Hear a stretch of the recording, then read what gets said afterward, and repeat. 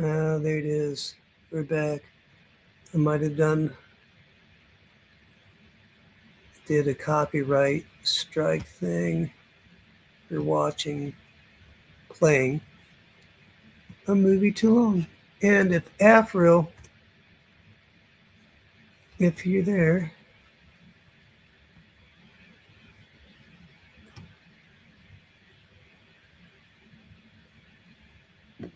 well,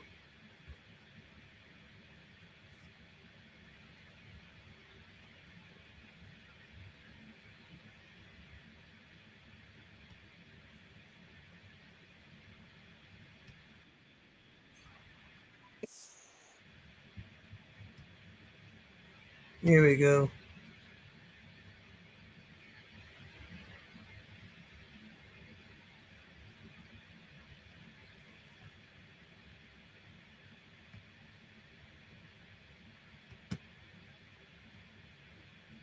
I am testing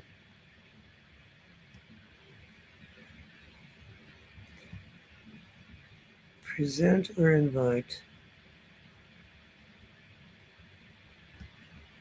A lot of buttons to push here. Here we go. So I've seen a lot of things. Many a deer have to fall. Crazy things. Unnatural things. In the game.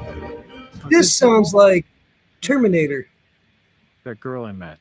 All in the wonderful game. I would be a good person too if I grew up in some cozy little impenetrable home.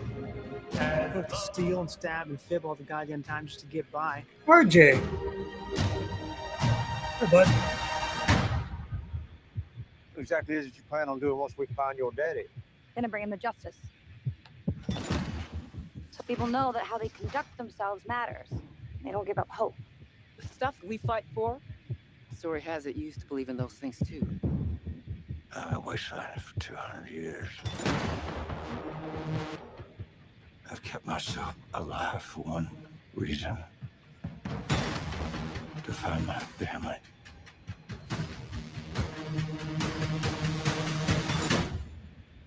Well then, you're gonna need friends. There's a war coming.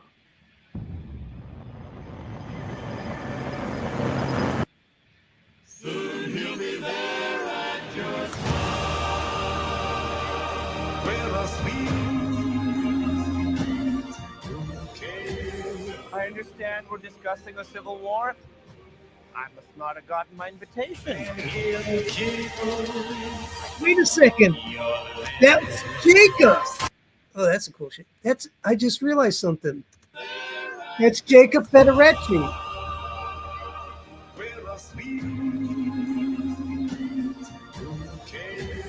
I understand we're discussing a civil war. I must not That Jacob Federecci. have gotten my invitation. We're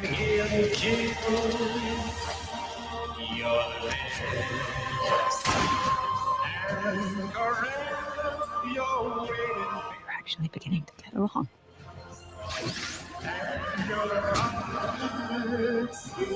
Will fly.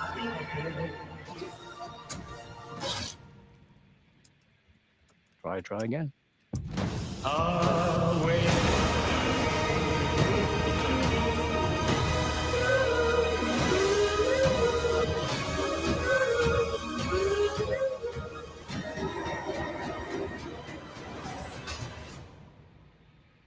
So this is Vegas, huh? I'd ask why my dad ran into a den of monsters, but he'd probably just tell me to shut the fudge up.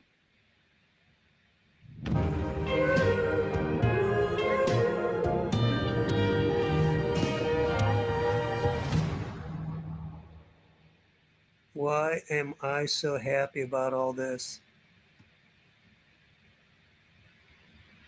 I don't know if I'm going to... The Triple Treat Box, the only meal that holidays... I'm just...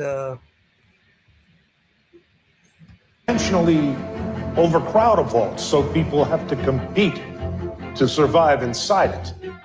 No, we have been developing a robot that delivers milk to the front door. It's quite intelligent. I would like to see a vault governed by it. What about using a vault to develop a super mutant soldier using illegal immigrants? We could pump psychotropic drugs into the air supply. We could separate parents and children, and only the smartest kids reach adulthood. It's a fun idea.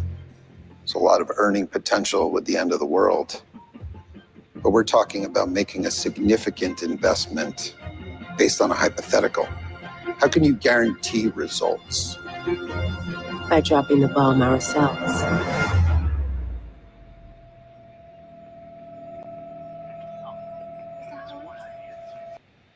Oh, dude. That's just classic. I'm loving it. Mr. Howard? Everything all right, Mr. Howard? Fine. I'm fine, Betty. He is so excited to meet you. A nuclear event would be a tragedy, but also an opportunity. Perhaps the greatest opportunity in history, because when we are the only ones left, there will be no one to fight. A true monopoly. Mr. Howard, huge fan.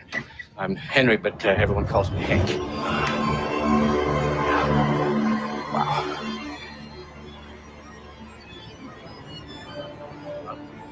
Your father has been around for a very long time.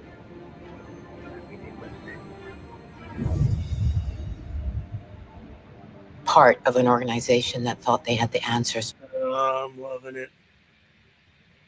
Well, tell you what.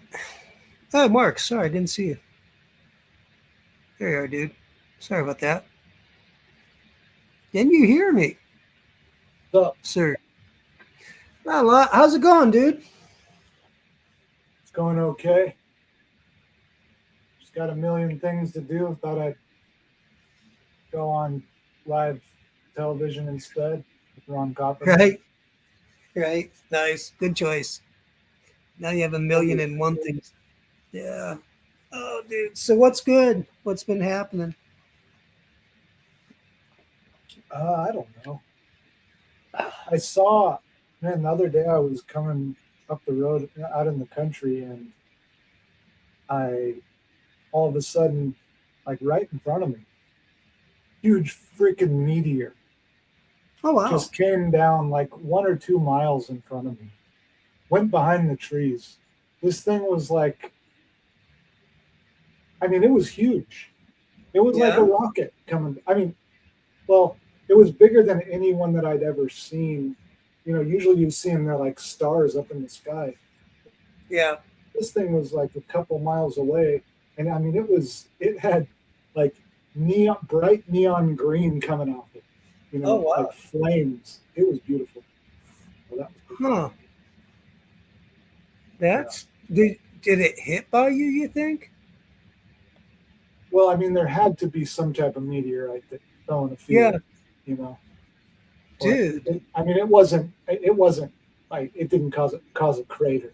You know, right? Probably pretty small by the time it hit the ground. But, right. Yeah. I don't know. I haven't seen one I've never seen one close by. And, you know, they're always up in the sky. They're impressive. I don't know how fast they travel, but they scream. Hey, I see someone trying to join the Olsen. If you can show me your face, please. You're behind the screen. You know, you're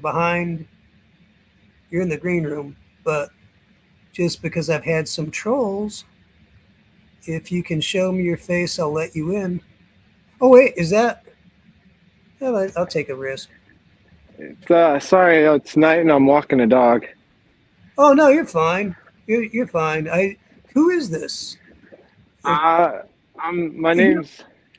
You don't have to say, but I'm just I don't know. I've never seen you before. I've been in the lurk. I've been in the comments section for about 6 months now. Oh, okay, cool. Welcome. I talked to Neil the other day, and he recommended I get on some of these live streams. Oh, that's cool. This is a intellectual Twinkie right now. There's nothing like dude. We're talking about. I heard there was a meteor. Yeah. Mark S was talking about a meteor close by. Yeah, That's yeah. pretty cool. Nice to meet you. Why have you been lurking? How did you end up finding out about all this? About the stream tonight, or just in general? In general.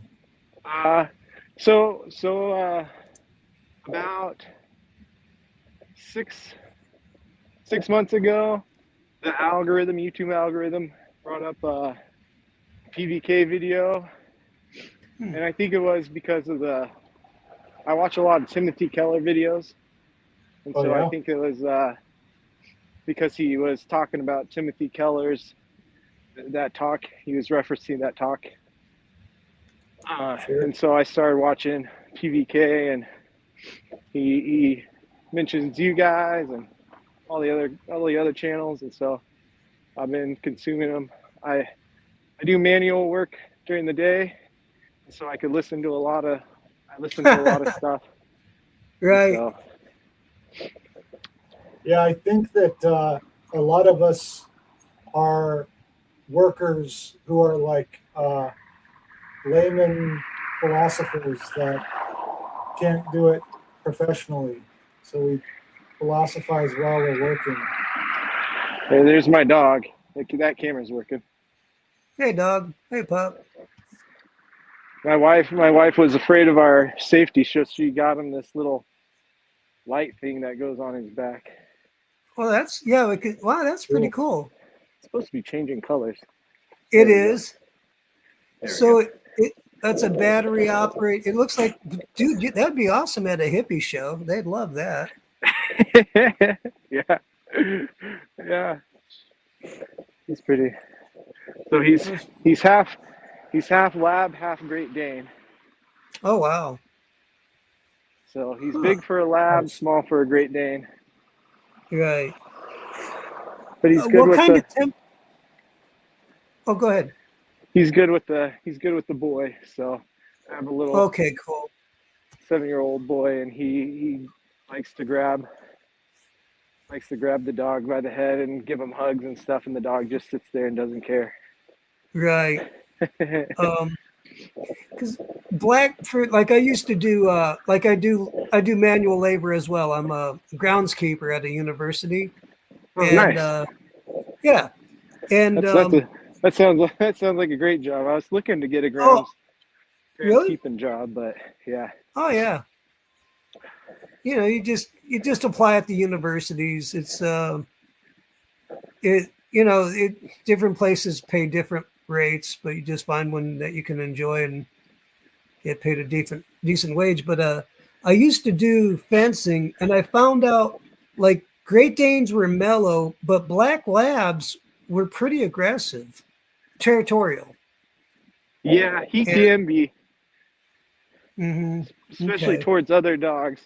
To humans, he's really kind to humans, but to other dogs, he's super aggressive.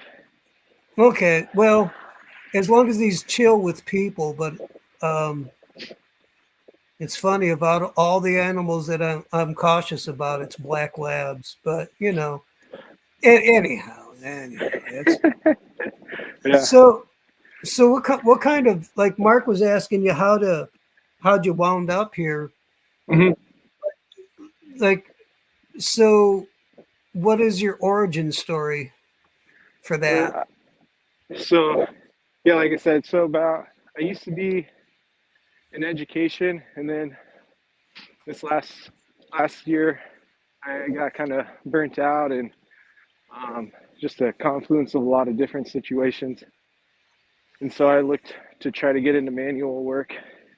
And so I got a facilities position now where I'm helping take care of a building. And so that's what got me being able to start listening to all these videos and podcasts. What kind of education? So I was high school, middle school, mostly science. Although in Oh, high okay. school, I also taught high school economics and religious class, and I was a guidance counselor for a little bit. Not you're exact. You belong here. You were called. Yeah. So was it the Peterson Pajot pipeline, or what was your No, gateway drug here? I think I don't know why the algorithm did it. I would probably say it was the Timothy Keller pipeline. Oh, okay. Well, PVK definitely talks about Tim Keller. Yeah, because so Jordan Peterson started to get big when I was teaching. It was my last part of my guidance counseling era, and I listened to him a little bit, but a lot of the stuff he was saying, I was kind of like, oh yeah, no duh. And so I was kind of old, and I was already, married and doing stuff, so I was picking up my room. So You already had cleaned the room. yeah, I was already cleaning my room. Now I'm still having to pick it up, but now and then sometimes I make a mess. But Yeah, I mean, I heard somebody say that, when you move out and you grow up, it's like, it's not when you buy your first tub of toothpaste, it's when you buy your second tub of toothpaste, you're an adult. Yeah. And it's like, it's like, I live out of my work truck, and it's like some days I have some free time. I'm like, I'm just cleaning this thing, I'm going to clean this. I'm going to organize it because it's my office. I live in there. And then it gets perfect. And then after like 2 days, it's just a wreck again. Yeah. Yep. So fast. It's like cleaning the room isn't a one-time thing. It's like constant. Yep. And like where I'm at right now, I'm in my command center. I've got all my computer and all my books and everything, my guitar. And it's like, I used to like to try to get it all looking really pretty, but I have decided that I don't care anymore. Like, I don't want it to be messy. I don't want it to be ugly, but I'm not trying to make it look perfect anymore. It's too much work. And I don't mind it. I don't mind the clutter. So. Yeah, but there's about, the 80-20 rule probably apply to that. There's about, you can spend about 20% of the time cleaning up 80% of what you need to clean up. Yep. Yep. I like that. So what theological candy do you like, or do you associate with? What's your theology of choice when you use So I'd say I'm a generic Protestant Christian, like evangelical, not Catholic or Orthodox. Not that I have anything against that, but that's just not my flavor. Right. Growing up, I've experienced a lot of the main ones. So when I was really little, we were in like a charismatic light church, and then we changed churches around 3rd or 4th grade to a non-denominational seeker church. We met at a middle school, and did all that, and then but at the same time, I started going to a Lutheran elementary and middle school, and so we had chapel on that. Can you still hear me? Oh yeah. All right. One of my AirPods just went dead, so I'm actually getting to the end of my walk, so I'll have to go in about 2 minutes, anyways. But okay. So anyways, I had some Lutheran in there mixed in. I went to a middle school that was a reformed school, like CRC kind of thing, reformed. And then in college, I was part of a Campus Crusade for Christ, and then Oh, okay. Yeah. and then I worked as a youth intern at a Presbyterian church for a year, and I went to Talbot, which is Talbot Seminary for a semester, which is Biola's graduate program, and then I kind of didn't really attend. I left there to become a teacher, but that didn't really work out very well, and ended up doing stuff with InterVarsity for a year in urban ministry. Oh, wow. I really enjoyed that. While I was there, I was part of a little non-denominational bilingual church. What language? Spanish and English. Okay. And then we went to. Then I ended up going overseas for a bit, and I taught at an international Christian school over there. And then while there, I met my wife over there, and she was going to a Calvary Baptist church, or I don't know if they're Baptist. I don't know. Calvary. It's a Calvary. It's a denomination kind of thing, mostly on the West Coast. And and then now that we moved back, we're currently they're technically unaffiliated, but we're kind of like an Anglican light. Oh, wow. That's cool. So yeah, so I'm kind of a smorgasbord of whatever you want on the Protestant side. It's a healthy mix. You're gonna like it here. So how long you've been lurking for? How long? 6 months? 6 months, yeah. All right. Huh. And so it was Neil that just told you to get out the lurk and start talking? Yeah. I reached out. I'm close to where Free William lives, and so I reached out to him. And then I guess he probably recommended I reach out to Neil, or I don't know. I reached out to Neil because they're pretty close. Okay. And talked to Neil. We had a good conversation.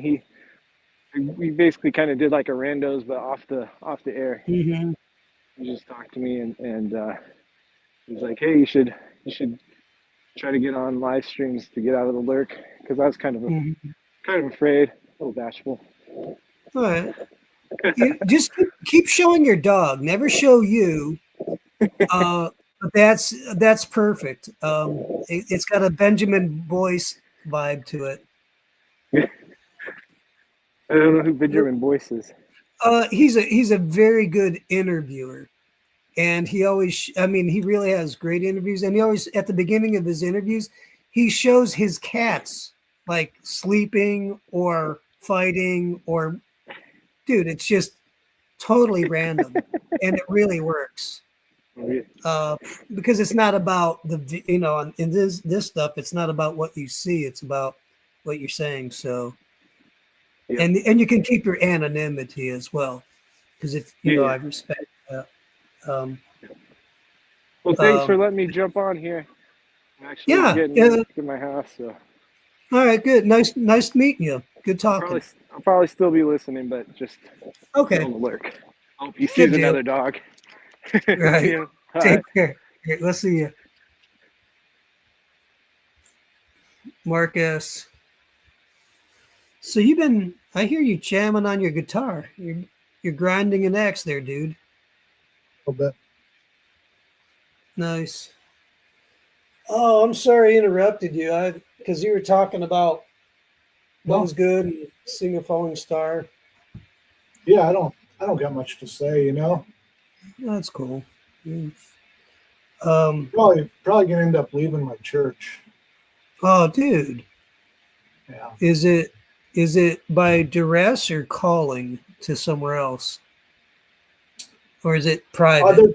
They're both weighing on each other, It's like there's some reasons I've, it's like there's nothing that I absolutely must go, but Yeah. it's a half hour away. Oh, okay. And then there's gonna be some stuff going on that.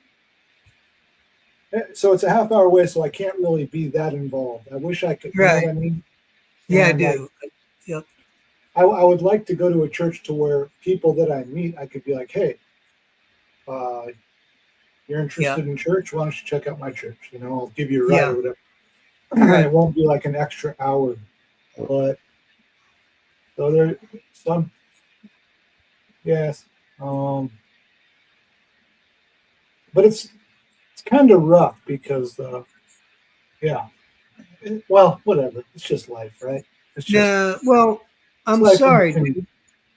Well, here's the thing. Like, there's a great church that's like maybe 40 minutes away from me, maybe 45. I'm like, dude, I ain't doing it. Like, because like the church, and this is something that the corners helped me with, Paul in particular. Like I am not going to find a perfect church. Like either the church is going to be perfect and I'll be a mess, or I'll be perfect and they'll be a mess, and it's just a mixed bag of nuts. But the upside to it is I really know the people. There's enough theological connection between us to make it worthwhile. And like I'm doing life with them. And I'm like, you know what? Maybe that's where it's at. Like, and I'm like, okay, I'll give you a hard example, but it's a good one. This week or last week, I helped somebody that I know bury their grandson. It was I was able to show up at the viewing and to be there for him. And like, dude, it had nothing to do with theological similarities or differences. Like it was just and any kind of anything that was in between us, not that there was a lot anyhow, but because I've known him for years, I was able to walk in there, walk right up to him and go, "Hey dude, how are you, man? Just want to come in and say hi." And he just looked at me and goes, "It means the world to me that you're here." And what got me even more was I was able to talk with his grandson's brother, who was a young guy as well. And it was surprising. We talked like, I mean, it went real deep, real fast. And Lord, I pray you heal them now, all of them now in Jesus' name. But it was also, they were close. I've been around them throughout my life, and I think proximity makes the difference.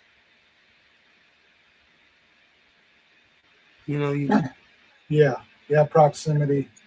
It's funny because like I mean, I love religion, theology, Bible, all this stuff, and my church, like I see eye to eye pretty well with a lot of people there, but it's just far away, and I feel like this. I'm going on Sunday, and sometimes more than that, And then I feel like spiritual life is a lot of it is really individual, and I know that it's like, of course, we have our individual relationship with Jesus, but it's dependent on the body of Christ too, like on the and so it's funny though because I'm just a messed up guy in the head. I mean, because I have like actually pretty distinctive theological demands that I want for a church I go to. But all the ones that meet that, I don't want to go to them. I'd rather talk to people in the corner who are nothing like me theologically. Right. It's hard to explain, like, and so yeah, I guess if you're going to be real about it, you just get involved, right? And just Yeah. get into it. He's like Jonathan Pajot said this, and it kind of surprised me because it helped. It was like, dude, just get involved with the church you're at and become friends with people.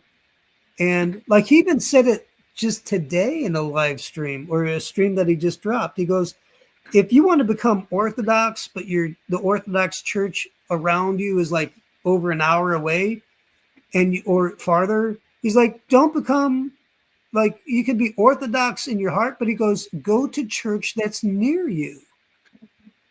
He goes, I'm like, I was pretty happy with him when he said that because dude, if you can't hang out with them and do, it's like me and you, like, and a lot of other people in the corner, like there's a lot of diversity here, but with some of us, we really get along even in the midst of our diversity. Right. Neil's, yeah, I mean, but I mean, and there's different levels, Yeah. And there's so many different levels on how you can kind of get along with somebody. It's like, you get along with somebody really well, like personally, but you disagree with them theologically, right? Something like that. But I don't know. Well, I think friendships maybe is where it's at. Like if you can build friendships, like the corner allows people from around the world to really develop friendships, and that's cool. Yeah. And I think when you go to a church, for me, is like, who can you be friends with? And like and for a long time, in my church, well, I'll just say just recently, there's been a couple families of new believers. They have come into the church and we're becoming friends. And it's kind of nice. Like, because one of them lives just down the road from me, like just a block and a half or something. Cool. And yeah, so I'm like, if I hadn't been to my church, I wouldn't meet the kid that lives down the street from me. And I'm like, so I guess what I'm saying is find a church that's by you and go there. Try to, see that, the church that I'm going to right now, that we got a new preacher like a year ago. And when he first came, me and him were pretty close buddies. Like we would go out to eat pretty often. And he's got a PhD in philosophy and he's into all the weird stuff, and not philosophy, theology. And, okay. But the thing is like our services are live streamed and he says all this controversial, like political and religious stuff, like, and then like I'm up there, like doing some of the music, and I'm not comfortable with like being on, like it's almost like I'm standing behind him on all his statements, and I don't agree with all of them. It's not that I disagree enough to where I won't go to church there. You're going to disagree with everybody, but I disagree enough to where I don't want to be on that live stream when he's like protesting different things, like he has a lot of criticisms against other churches in our fellowship, you know what I mean? Oh no. And it's like I know people in those types of churches, and like some of his criticisms, like I don't want to have anything to do with that publicly. Like I'll go to church, but it's like, and I want this church I'm gonna go to. It's like it's not live streamed. There's something. I feel like if a preacher wants to have a live stream of his sermon, that's one thing. But when you have the entire congregation being live streamed, I feel like, I don't know, I'm not comfortable with that. You know what I mean? Yeah. No, okay. because like at our church we live stream it, but it's only on the pastor. Right. And That's different. that's it. Yeah. And Okay. I just feel like and I mentioned to with the associate minister, I was like, you need to like announce to everybody that they're being live streamed and Yeah. it's being uploaded to YouTube forever. You know, like I don't think people Yeah. really understand what that means, you know?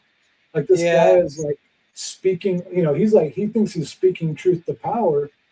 And it's Yeah. like, well, you're dragging us all into your thing. Like Yeah. if you cause trouble, you know, it's like we're Right. all and We're screwed. and on top of it, I don't know. A lot of the points he makes are like I don't think they're that great, you know. Right.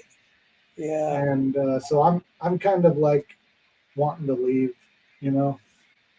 I got you. Yeah, dude. Yeah, that's a. Is it a smaller church? Like how many people in the church in general? I don't know. Like you know, on a packed Sunday, we'll have 150 for the main service. Right. Okay. So like tell them, smaller. you know, if you can. Yeah, I don't know what to tell you on that one. The one I'm gonna go to is only probably like 50 people. How close is it to your house? Just like 10 minutes. Ooh, that's cool. Do you have a lot of churches around you? No, not Churches of Christ that I want to go to. Oh, okay. Is that are Churches of Christ CRC? No. Oh, I don't know the different denominations. So, is Churches of Christ a denomination? Well,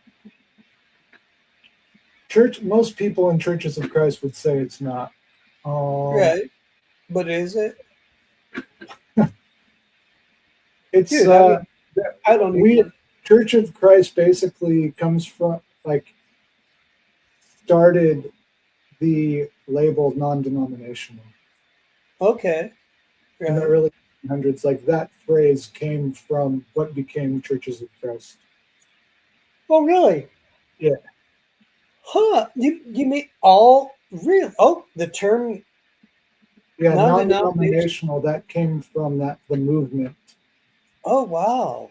And then, you know, I mean, a bunch of other denominations have adopted that who aren't in right. the movement, but how long ago was so they're patient zero? You got like for the name? Well, Churches of Christ. So, no, I mean non-denominational. From what I understand, yeah. Okay. Like if you look up on Google, where did the term non-denominational come from? It will say the Restoration movement of the early 1800s, and that's what Churches of Christ, Christian Church, Disciples of Christ came out of. Oh, okay. And so it was basically like Mark. That's where Mark Parker was in his last church. Okay. It was a Church of Christ. He knows a lot of this history, but it was like two different guys. They were both Presbyterians. One was in Kentucky, one was in Virginia, in the early 1800s. And so at that time, everybody had creeds and confessions and divisions. You know? Yeah. And so these guys, like they both were like, well, we're just going to go back to the Bible, get away from these creeds and confessions, and just unite everyone. We're all Christians. We just need to be united under the Bible. Right. And so yeah, they kind of came up with some basic ideas, and they did not even know each other, and they came up with like the same ideas, like believers' baptism, weekly communion, like church autonomy, meaning there's not like a big synod. It's just every church decides its own affairs with its elders, you know. Right. And they kind of came up with these ideas, and then they heard about each other, and they like both had the same idea. So it became the Stone Campbell movement because these guys that was their name. And then it became a huge movement, and still is. But yeah, and I've wanted to. I've been researching the history because, like, the things they came up with of, we're not like, they were saying we're not Protestants, we're just Christians. We're just New Testament, first century Christians. And Right. so at that time you have basically Protestants and Catholics. And they're like, no, we're not Protestants, we're just Christians. And the thing is, like, nobody talks about is there's this, like, in the 1100s in Europe, there was tons and tons, like hundreds of thousands of non-Catholic Christians in Europe, in France and Germany, and it's called the Albigensian Crusade. And the Catholic Church kind of caught wind of all these people and like massacred them all. I'm not saying this to be anti-Catholic; it's just a history. Yeah, no, I got you. Just history. And I mean, these people believed in like believers' baptism. They didn't believe that babies were damned. Like they didn't believe in original sin.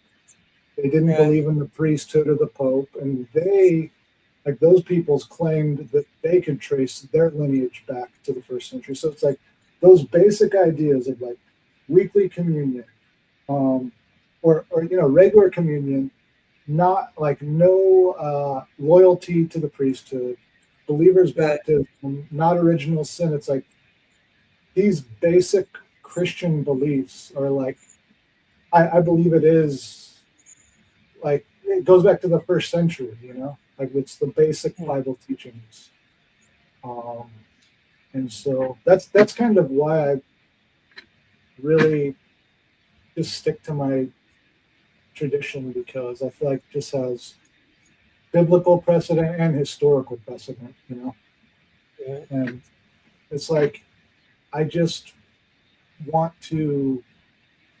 want to get close to God, and I want to try to obey. I know that word. People in the TLC probably don't like the word obedience, but it's like, that's the way. It's like you have faith versus works, and there's like this argument. Well, are you saved by faith? You're saved by. It's like, dude, it's not even an argument. Obedience is faith. Faith is obedience. It's just works and belief are two sides of the same coin. You can't separate them. Right. And so, and like churches of Christ are way Bible obsessive, and some are very fundamentalistic and combative about it. Lots of them believe that it's the only one true church group of saved people. Oh, dude, that just, the moment I hear that anymore, I'm like, I just keep my mouth shut and go, Right. Yeah, me too. Yeah. Like the phrase, the one true church. It's like, I believe I go to the one true church. Yeah, I just don't know where the boundary is. It's not. Are you guys high church or low church, or what kind of? Do you have we're the liturgy? lowest of the low church. What? No, wait a second. You don't go to my church. I got that moniker. Like, dude, we're Pentecostal hillbilly. Yeah. Well, like the whole Pentecostal movement came off the tail of the Restoration movement. It was like churches of Christ traditionally have been generally cessationist. And so Pentecostals came off later, and obviously charismatic, right? Uncessationist. But I'm not a cessationist. I'm I don't know what. I'm just open. Right. I'm open to stuff. Even though I've never seen a miracle, I've seen such weird stuff. Right. Well, that could be miracles. But like my question was, because I know, like I'm learning high church, low church, Catholic, Orthodox, high church, and then you have maybe your Anglican, which is also Protestant, but somewhat high church, or at least liturgical. Yeah, I would say high church Protestants would be like Anglican, Lutherans, maybe some Presbyterians. Okay. But no, Yeah. we're low church. So, but in a way, so high church. What does that mean? It's like liturgical and ritualistic, right? You Yeah. have, and so like in a high church setting, I would say, like Catholics and Orthodox, they have their liturgy where okay, now it's Advent, and we do this, and we read this, and we sing this, Yeah. and we, all these things. So with us, it's like the only like in worship, what we believe is in a worship you have preaching and teaching and singing, prayer, scripture reading, and communion. Right. So those Okay. are the things you do in worship. And Uh-huh. in a way, it's like those are the things that we absolutely do. Right. Okay. And it's a lot of Church of Christ will say you don't do anything other than. Huh. And in a way, I respect that because it's almost like an inverse liturgy. It's so unliturgical that it is its own liturgy, Right. Right. Like the elder of my church was like, the only thing that Jesus commanded we do in worship is communion. And then the other stuff is like from Paul about the sin. Really? Did he? Okay. No. Okay. Okay. So I didn't know. that's what my elder said, and from what I can tell, that's true. That communion is the only mandated form of worship? By Jesus himself, by the words Can of you, Jesus. I'm not pushing back. It's actually me just Sure. like queuing in. So, But like, I when, know, when the elder said that, he wasn't saying that's the only thing that we should do. He was just saying that right. that's the only thing that Jesus said we must do. Yeah, because you're right. No, the scriptures are coming to my head. I got you. All right. Okay. So you guys do that every week, communion? Generally, yeah. All right. That's cool. So you want to find a church close by to you then that does that, yeah? Yeah, exactly. There is one, but yeah. It's just like they're kind of like the one I'm going to right now is like political liberal, and this one is like political far right, and it's like, you know what I mean? Dude. Yeah. It's just can't man. Not Yeah. talk about this stuff. Yeah, really. It's no doubt. I agree with you. Now you got me started. Now, sorry. One thing about now that I go back to church is preachers. Yeah. Preachers. Yeah. There's something else, Like the thing about preachers is they always got to preach. They always got to try to They always got to try to trigger you. It's like every week this guy sits around in his office like, what can I say to just get these people riled up, And it's and almost every time what he's saying, I don't care. Right. He's like, oh, Christian nationalism, we got to get. And then I go to the other church and they're talking about China, and I'm just like, dude. Or you go to a more fundamentalist church and the guy's like, oh, the Baptists don't understand this and that. And it's like, I don't care. Yeah. And so it's like dealing with these preachers that just always, I don't know. Yeah, there's good. If you can find one that you can get along with, that would, kind of. I guess it is the Holy Spirit speaking through them. Well, not always, but but sometimes it is. It's a mixed bag. I'm guessing. I want to be careful, because I don't know what you're talking about. So I'll just talk about me. Like sometimes the Holy Spirit's talking through me, and then sometimes I don't know what's talking through me, but I'll be like, oh well. I would like to, like I saw, there's a guy named Dan Moeller, who's my favorite preacher par excellence. And he doesn't do anything left or right. He just talks about the gospel and transformation of heart. And That's kind of my that. I think that's what a good preacher is. Um, and just anyhow, that's my soapbox. That's just me, dude. I'm I'm tired of left and right because I think both are gonna fall off the soapbox. Or It's fake. yeah, You know? it's just I'm not into it. No, it's Oh, dude. Oh, I've been getting up at 4 o'clock in the morning. And, well. I'm, I'm feeling it. All right, Dude, it man. was good catching up with you, man. It's been a few days. Yes, sir. Yeah, like, and I'm glad, like, that I see one or two people popping in and out. Hello, whoever's watching, but it's kind of fun. Like, I got me what is this? A Charlie Chan murder mystery, and I'm like just watching it, talking with you. Like, there's nobody here. This is awesome. Yeah. It's fun. We got to get more people. Get a few people from the house together, and we should add a. I think I'm going to start doing a Kumbaya Friday. Yeah.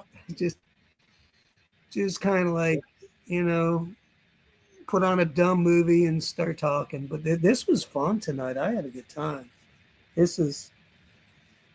I don't get out that much on the weekends, at least at night, and I don't want to be stuck at home. So this is fun.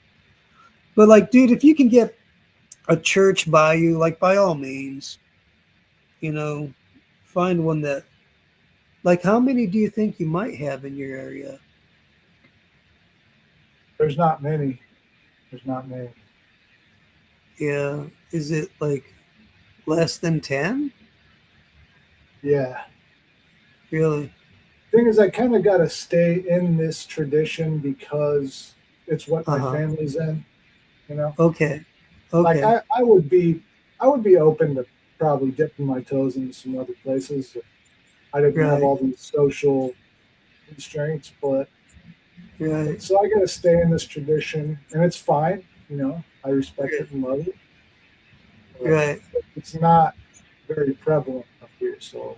Oh, okay, I got you. Slim pickings. If I was in the South, man, it would be a different story. Well, I guess pick the best that you're willing to deal with, like the best of the. You're like, it's almost like doing a reconstruction on a job site.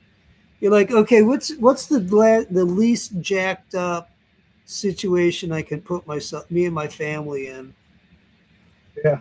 and see what you can work with. And I was thinking, I don't know if I'll ever do this. I probably shouldn't say it, but yeah, I don't know. Sometimes I want to do more with my YouTube channel, and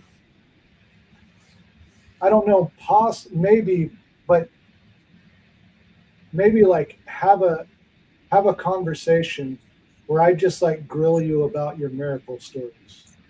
Oh, sure, that'd be fun. I'd actually like that. It would. Yeah. No, I would.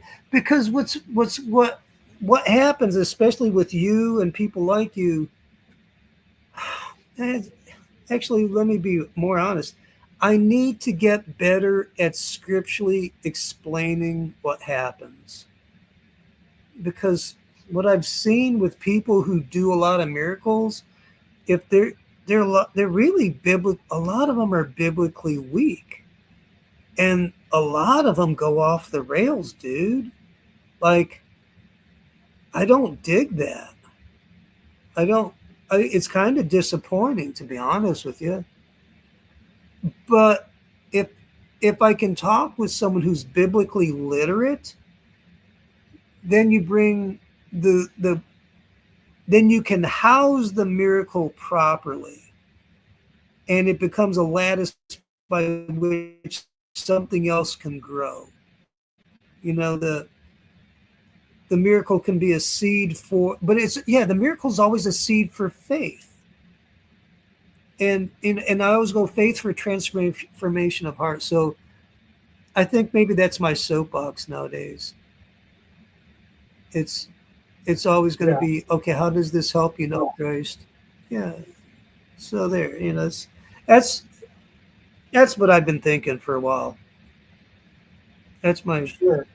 If, yeah. if I did it, probably would be listened to by people who are cessationists. I like that even better. And so I probably would have to like play the lawyer a little bit and like Oh, I'd say a like little bit that. about, I mean, not that Uh-huh. hard, but just Right. Well, I think actually with me, I would rather someone play the lawyer, and it's like testing metal or the strength of a bridge or whatever you want to call it.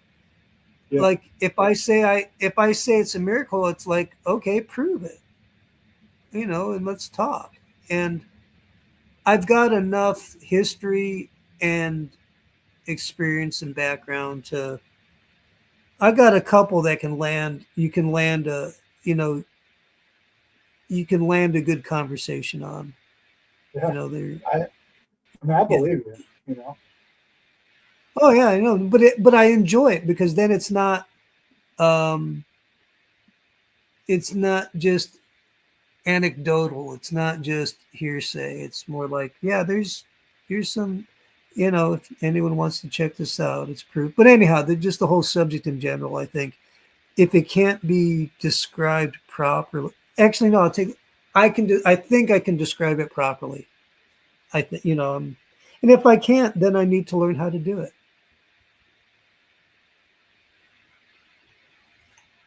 Otherwise, you know, I need if I can't describe it properly, maybe I'm not describing the gospel properly, and that's not cool. But I mean, you're honest about that, and I appreciate that. Oh, okay. Oh, And cool.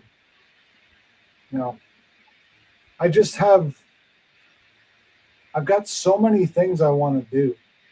Mm-hmm. I've got so many projects I want to work on, Right. and I don't. So, see, I don't even know how to set up this whole streaming thing. And I It's have a not that stream, but it's not that difficult actually, because okay, you know how you set up an email account, yeah, for Google. It's exactly like that.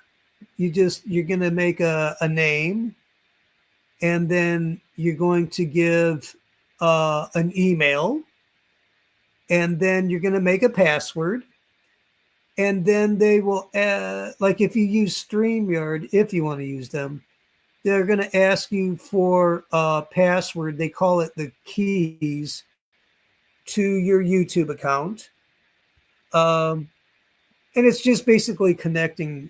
Yeah, all right, so you connect, and then after that, it's pretty straightforward. Just you're gonna press live video, and I could talk you through it. It's not difficult. I actually have done it. Okay. I've done it before. Oh, okay. Okay. Well, and then you don't even need StreamYard. You can go. Well, there's different platforms you can use, but basically StreamYard I think is very simple and effective. So I if you would want like to do that, and one of these days, uh-huh. and just kind of grill you about your miracle stories. Oh, dude, I really would like that. Shoot, I'll do it on my channel, and you can copy and paste it to yours. I don't care, one way or another. But I'd rather do it on yours. Uh-huh. Yeah, either way, that would be cool too. Well, I would like it on yours because then your sensationalist friends, it would be funny if they could chime in. I don't know if I'd want to show people. Okay. Because whatever. Right. I'm self-conscious and that's reasonable. No, I'm an I think I'm like a hyper extrovert. Like It's funny. I can spend large amounts of time by myself, but if there's a crowd, I don't mind doing the crowd surfing thing, and it's a mixed bag. I am. Yeah, I sometimes I just come out of my shell, and I love being around people, and I spend a lot of time by myself too. That's kind of why I like the corner, So if you because want, you just kind of come hang out when you feel like it. You know? yeah, pretty much. Yeah, it's well, like tonight. Like, shoot, I had nothing going on. I'm like, I'm bored. Let's do this.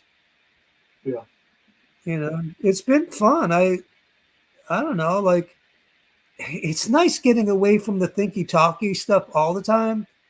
And the cool thing is, like tonight, it'll be stupid, and then it'll get thinky talky, and then it'll travel somewhere else, and then get thinky talky again. So, but it's not strictly one thing or the other. Well, yeah, I'll probably get going though, Ron. Thanks, man, and yeah, good dude, talking to you. And yeah, we'll hang out again. Yep. All right, dude, Maybe, go find it. Maybe one of these days I'll just see if you're, when I have a evening open, I'll just spontaneously be like, Ron, what are you doing? And so we don't have to plan. I hate planning stuff, Oh, dude, I'll tell you what, just make it impromptu. Absolutely. Yeah, we can let's plan on making it whenever it's convenient for you. And let's just plan on not planning it. Exactly. That's the plan. It's just the fact that we're going to do it. And when we do, we'll just let it rip. Right on. Oh, dude, it's fun. I'm going to go to bed. I'm beat. Yeah, this has been a great movie we've watched. So. Right. Exactly. All right, dude. Have a good night. Later, all right, I'll see you. Peace. All right, bye-bye.